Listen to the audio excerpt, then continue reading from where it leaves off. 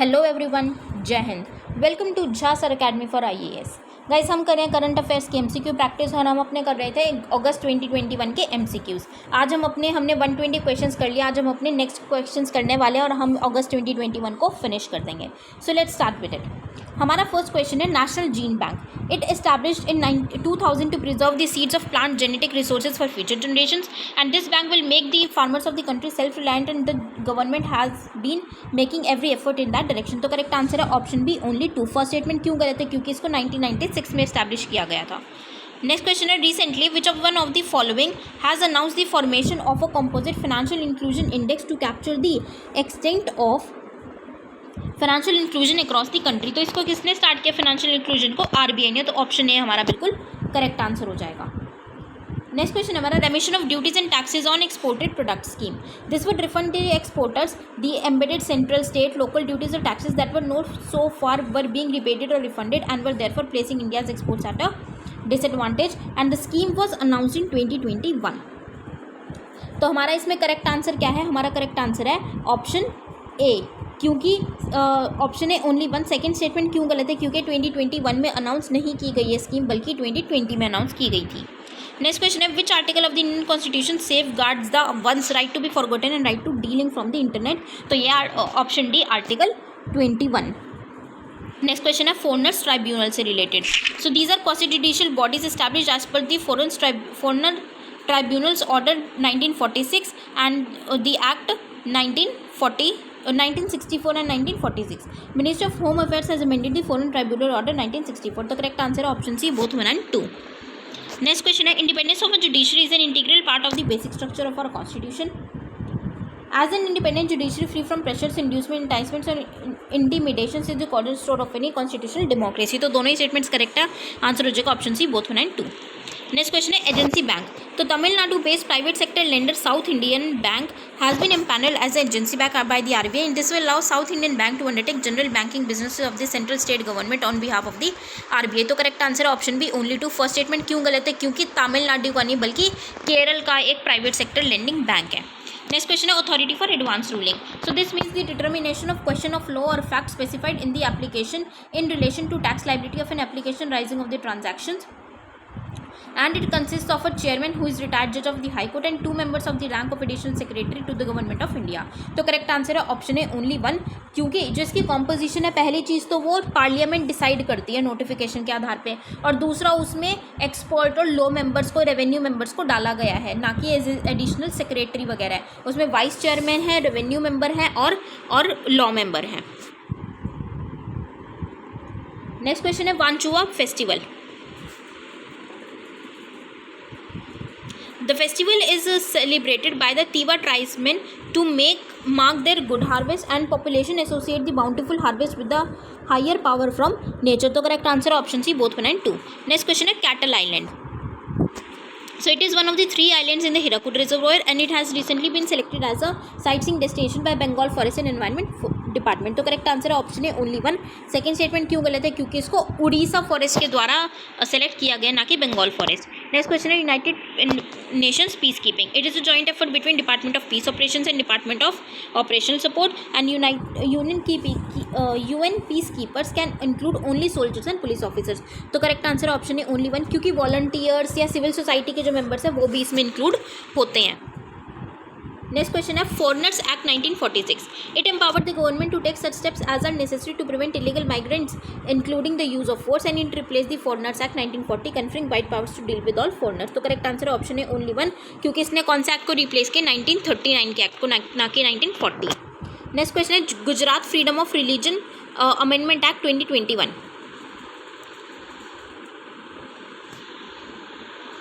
So it amends the Act of 2001 and amendment was to reduce the emerging trend where women are lured to marriage for the purposes of religious conversion. तो correct answer है option B only 2। First statement क्यों गलत है? क्योंकि इसने 2003 वाले कानून को अमेंड किया है, ना कि 2001 वाले को। नेक्स्ट क्वेश्चन है which one of the following recommendations related to recommendations on reforms of criminal justice system of India. तो उससे कौन सी कमिटी रिलेटेड है? तो वो है option D Madhav Menon committee. Next question है eligibility to become a supreme court जज. The norms related to the eligibility has been envisaged in the article 124 of the Indian Constitution, and the person should serve as a judge of one high court or more continuously for at least 5 years, or a person who is advocate in high court for 10 years. तो correct answer option C both 1 and 2. Next question है e-visa. It is an innovation introduced by the government in 2014, and Ministry of External Affairs is the nodal ministry that issues visas to foreigners. तो इसका correct answer है option है only 1, क्योंकि ministry of external affairs नहीं है बल्कि ministry of commerce है जो कि इसको नोडल मिनिस्ट्री है इसकी जो कि इन सब चीज़ों को देखती है. नेक्स्ट क्वेश्चन है election commission of India. It should have the power to audit the financial accounts of reports and it operates under the authority of constitution पर article 334 and subsequently enacted representation of people act. तो correct answer option है only 1. Second statement क्यों गलत है? क्योंकि article 324 है.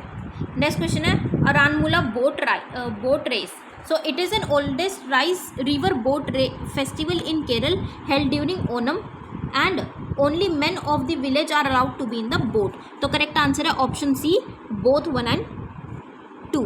Next question है अभी बी इंटरनेट ऑसम प्रोग्राम बच्चों के लिए चलाया गया है, तो वो किसने चलाया है? ये प्रोग्राम चलाया गूगल ने. तो ऑप्शन सी हमारा यहाँ पे बिल्कुल करेक्ट आंसर हो जाएगा.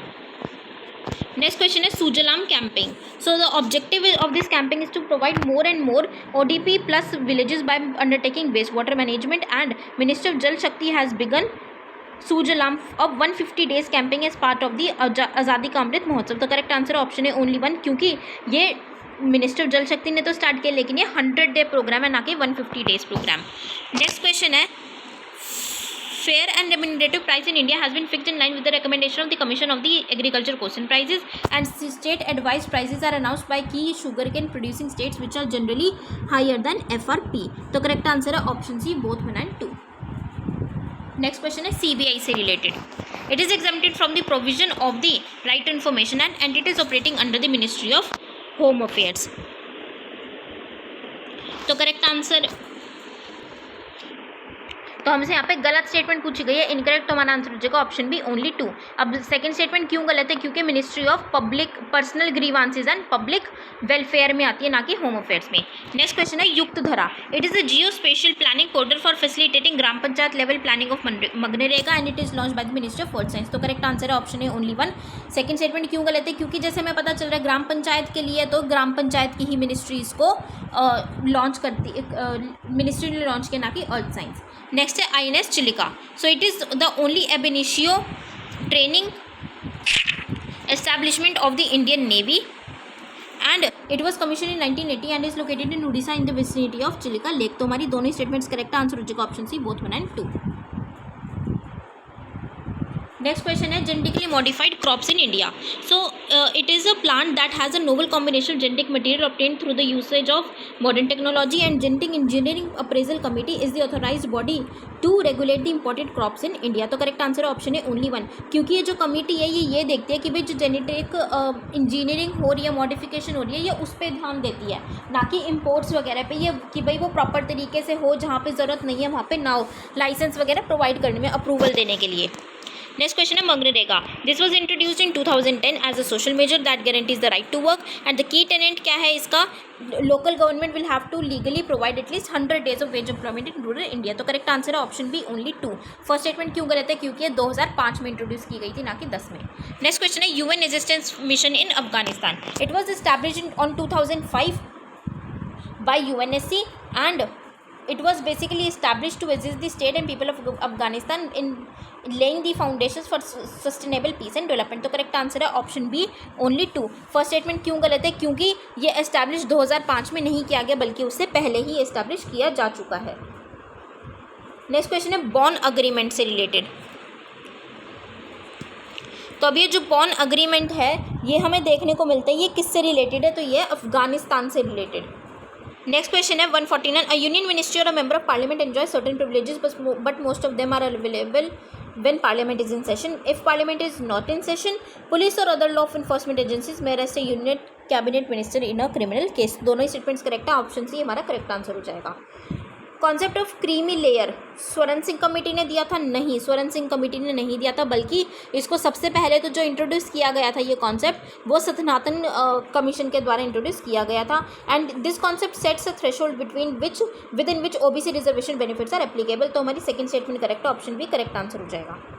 नेक्स्ट क्वेश्चन है अर्बन एम्प्लॉयमेंट स्कीम से रिलेटेड। तो ये स्कीम किसके द्वारा शुरू की गई है? तो ये स्कीम शुरू की गई है हमारी तमिलनाडु के द्वारा। तो हमारा ऑप्शन भी हमारा बिल्कुल करेक्ट आंसर हो जाएगा। नेक्स्ट क्वेश्चन अगेन मनरेगा से रिलेटेड है। Gram Sabha and Gram Panchayat approve the shelf of works under MNREGA and fix the priority. In Gram Panchayat is principal forum for wage seekers to raise their voices and make demands. तो option A बिल्कुल correct है हमारा। Option जो statement 2 है वो गलत है, क्योंकि ग्राम पंचायत नहीं बल्कि ग्राम सभा देखती है, प्रिंसिपल फोरम वो है।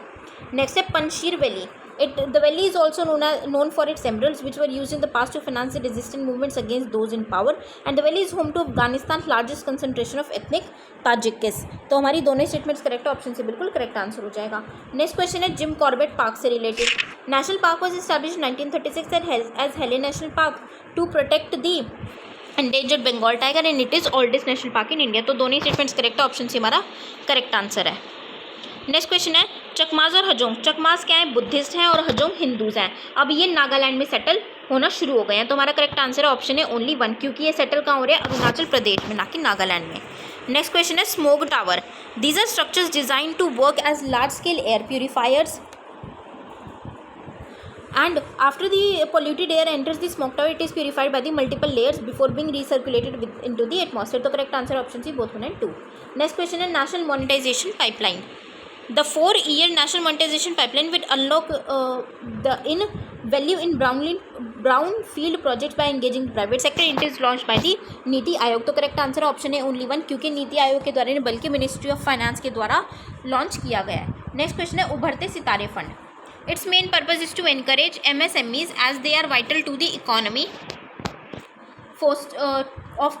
in terms of creating job, fostering innovation, reviving the economy। और सेटअप किसके द्वारा किया गया? सिडबी और नबार्ड। तो करेक्ट आंसर ऑप्शन है ओनली 1, क्योंकि इसको जो फंड जो इसका सेटअप किया गया वो सिडबी और एग्जिम बैंक के द्वारा किया गया, ना कि नबार्ड। नेक्स्ट क्वेश्चन है alternative investment fund. It comprises pooled investment funds which invest in venture capital, private equity, hedge fund, managed future etcetera.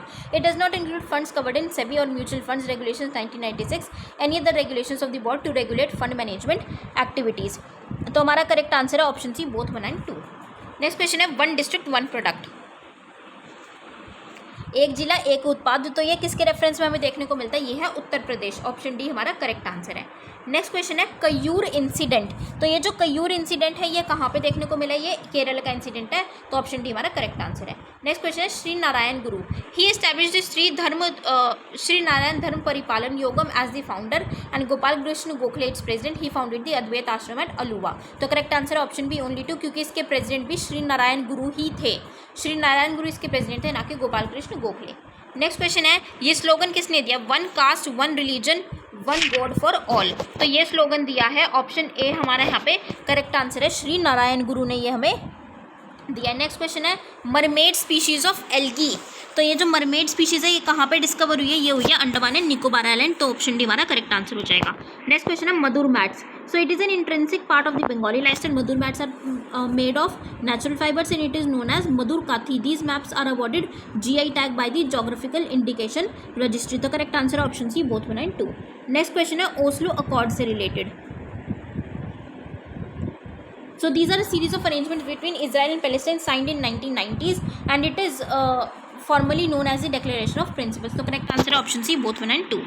Next question है हमारा UAPA से related।